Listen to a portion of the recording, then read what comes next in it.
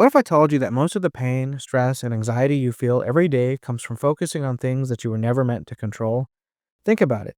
You likely get upset with a variety of things, like traffic, the economy, other people's opinions, politics, your boss's moods, the weather, the past, the future. All of these things are outside of your control. And yet we hand over our peace, our joy, and our confidence to them because we forgot one essential truth. You are not responsible for everything that happens to you, but you absolutely are responsible for how you respond to it. This is not just a mindset, it's a way of life, and it's the heart of one of the most powerful philosophies in human history, Stoicism. The Stoics taught us something the world desperately needs right now: clarity, discipline, self mastery, and perhaps no Stoic spoke more directly to the modern soul than Epictetus, a man born into slavery yet freed by truth. He said, "The chief task in life is simply this: to identify and separate matters so that I can say clearly to myself which are externals, not under my control, and which have to do with the choices I actually control."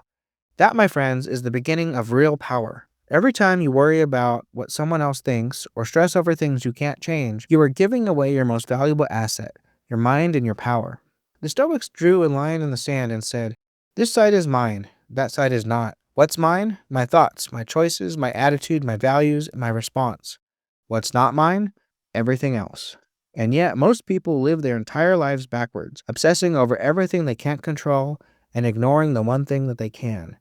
Let me ask you this: how much time do you spend trying to control other people, or obsessing over what might happen tomorrow, or dwelling on what went wrong yesterday? That energy is wasted. That power is misdirected. If you want peace, reclaim your control. Anchor yourself in what is yours: your mind, your will, and your choices. Epictetus warned us, don't let the force of the impression carry you away. Say to it, hold up a bit and let me see who you are and where you are from. Let me put you to the test. Because here's the truth: not every thought you have is true. Not every emotion is honest. Not every impression deserves your belief. You get cut off in traffic and think, that guy's a jerk. Are you sure? Maybe you're wrong. You get left out of a meeting and assume, they don't respect me. Are you sure? We react instead of redirecting. We assume instead of analyzing, and we suffer unnecessarily for it. As Marcus Aurelius said, the soul becomes dyed with the color of its thoughts. So what thoughts are coloring your soul? What story are you believing without questioning it? Slow down. Test your impressions.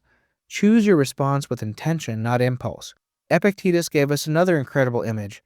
Every event has two handles, one by which can be carried and one by which it cannot. Let that sink in.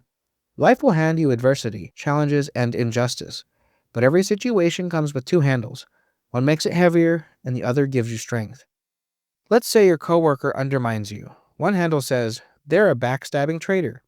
The other says, this is an opportunity to rise with grace and to lead with integrity. Which one will you grab? You can either carry the situation or be crushed by it. Nelson Mandela, imprisoned for 27 years, didn't grab the handle of hatred. He grabbed the handle of reconciliation. That's real leadership. That's real power. Don't let life dictate how you carry it. Choose your handle. Choose wisely. Epictetus was clear. If someone succeeds in provoking you, realize that your mind is complicit in the provocation. You are not a victim of your emotions. You're the author of them. No one can make you angry without your permission. Yes, people can be rude. They can gossip, insult, and mock.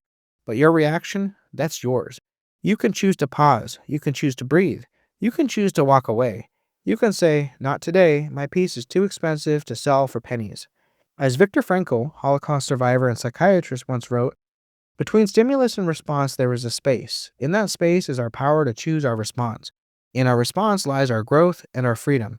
Never surrender that space. Let me ask you right now, what's been stealing your peace? What thoughts? What situations? What person? And now ask yourself, can I control it? If the answer is no, let it go. Free your mind. Focus your time, your energy, and your soul on what's actually within your grasp: your mindset, your actions, your values, and your vision. Epictetus was once a slave, but his mind was free. Many today live free, but their minds are enslaved. Enslaved by opinions, by fear, by the illusion of control. So break the chains. As Marcus Aurelius said, you have power over your mind, not outside events. Realize this, and you will find strength. So here's your mission, if you're ready. Draw the line. Separate what's yours and what's not. Test your thoughts. Don't believe every story you hear in your head. Grab the strong handle and choose the empowering interpretation.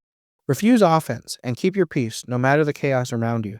And above all, live like it matters, because it does. This is the power of Stoicism. This is the path to strength. This is the key to peace. The world doesn't need more noise, it needs more clarity. Start with yours. If you found value in this message, don't just listen, live it. Like this video, share it with someone who needs a mindset reset, and drop a comment below. What are you choosing to focus on today?